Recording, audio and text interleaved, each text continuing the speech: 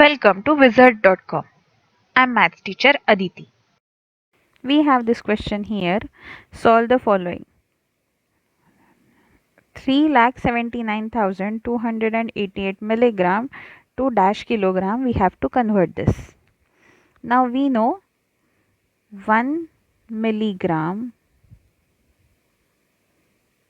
is equal to 1 divided by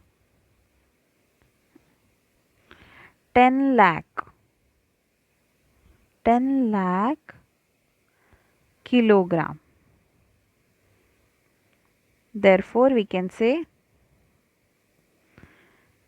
3,79,288 milligram will be equal to 3,79,288.0 divided by 10 lakh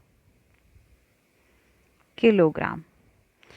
So to convert this, what we need to do, we need to simply shift the decimal point 1, 2, 3, 4, 5, 6. 6 digits to the left.